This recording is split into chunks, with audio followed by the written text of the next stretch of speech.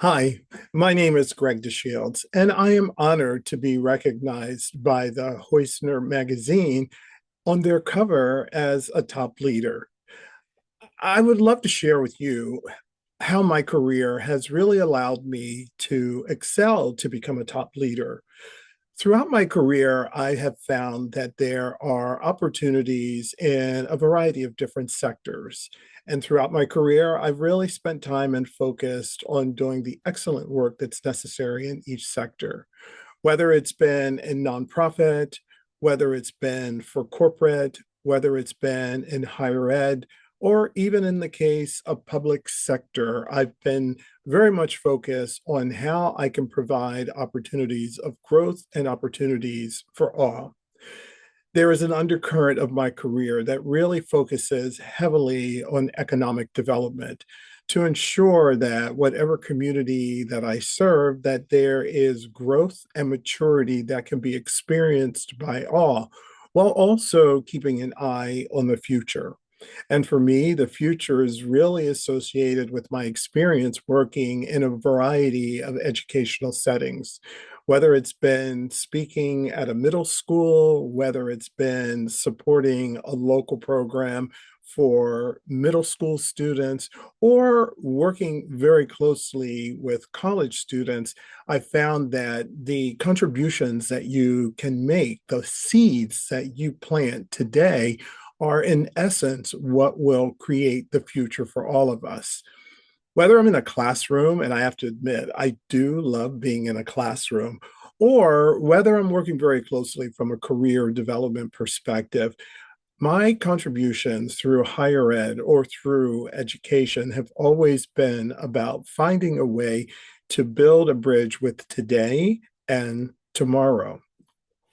One of the most outstanding things I can recall that I did after the loss of my mother back in 2007, we endowed a scholarship for her at Temple University School of Sport, Tourism, and Hospitality Management in Philadelphia.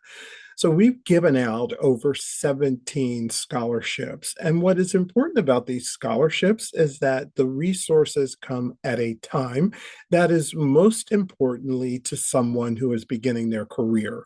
So whether they use the money to pay rent or whether they use the money for transportation, or even if they decide to use the money to go forward for a graduate degree, to be philanthropic, I think, is really a cornerstone of anyone who serves as a top leader. To think in terms of not just what you can do for yourself, but what you can do for others is really central to who I am as a person. I also wanted to talk about, though, the work that I've done in the nonprofit sector. And I think the nonprofit sector has really been very close to my heart because it really looks at those underserved communities, those communities that unfortunately may not have the same opportunities as everyone else. And I've been very fortunate through a variety of workforce development programs to build opportunities for individuals who would not necessarily have the ability to become successful and achieve their most highest degree of accomplishment. Many of the programs that I've done in the nonprofit sector have been built upon creating pathways for individuals, but there are also contributions to how you build a more successful community, looking at those issues around economic development to ensure that the aspects of how individuals are able to grow in terms of their successful achievements in life. I like to look at all of the things that build a healthy community and how you can contribute to them. Sometimes it's not just working directly with the individuals who live in those communities, but those corporate support who want to invest in those communities, those individuals who think very much deeply about the circumstances and the environments of which people live, and how if you can improve those circumstances and those environments, that those individuals can create a more successful way of contributing to society on their own. Many of them will go to work, they'll pay taxes, they'll buy homes, they'll send college students to approach successful careers and make a difference. And that's really, once again, what I feel a top leader should focus on. Another aspect of what I've done has been centered upon issues of public policy. And public policy is significant because of what it means in terms of driving the direction and the success of different communities that are represented within that. I've been very much involved with the census program that we have here in the United States to ensure that all individuals are counted and that all individuals participate. I've also worked very closely with local civic associations on issues that really support things like a healthy school board. I'm very participative in the voting board in the township which I live in order to ensure that individuals know that their vote counts and that they need to be very much participative and engaged and look at it from such things as a primary, which may be a very insignificant first poll of voting, to the more important general election that may go beyond the mayor or the governor or, in fact, the president of our country. But that level of civic duty, that level of engagement in your local community, I think is really imperative for anyone who serves as a leader in order to make a difference. And you lead by example. And leading by example brings me to, I guess, being called a top leader. What is a leader? Well, a leader is someone who has the vision of where we want to go as an organization. And they provide people with the resources. They provide people with the inspiration. They provide people with a clear understanding of how what they do every day matters and whatever aspect of contribution that they bring to the organization. It is what drives the organization forward. Now, we all know that a mission can very well change as a result of the various type of factors that will impact an organization. But the long-term goal, the mission of where we're headed to, is always imperative. And as a good leader, you focus on that. You focus on where the resources are, who are the stakeholders, who are the partners, what are the constituents going to think about?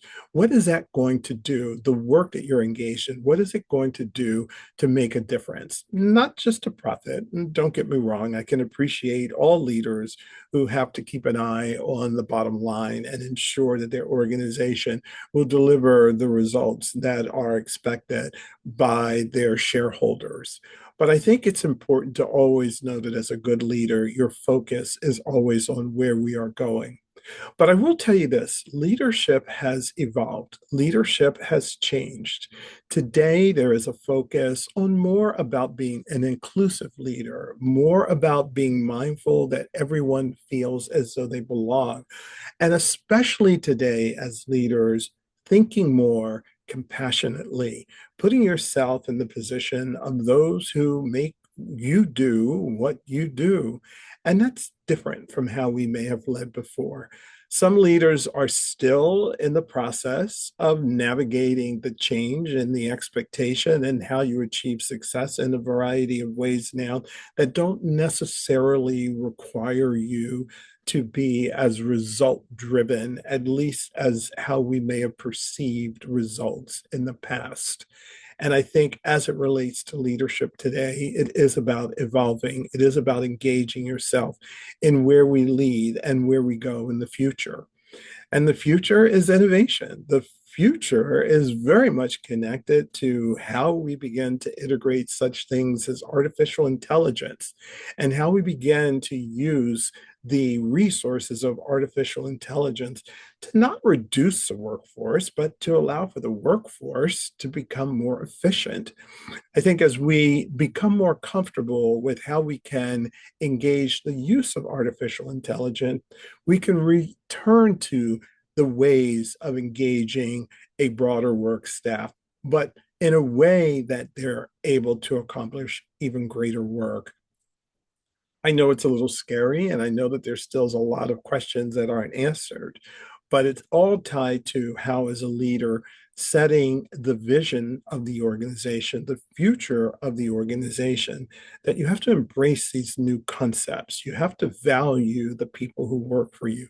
You have to take into account that the work environment will change and evolve. And how can we adapt to that in our organization to keep us successful? Amongst the last things I would say as it relates to my acknowledgement to Hoisner for this incredible acknowledgement, and it is an incredible acknowledgement, is that we all have various types of talents and expertise that make us very unique. You know, I do a podcast, and I never would think that I would be in a second season of a podcast, but it's an interesting a way to engage in conversations with individuals. It's centered upon passion and how that passion is able to influence individuals to be successful in their life and successful in business.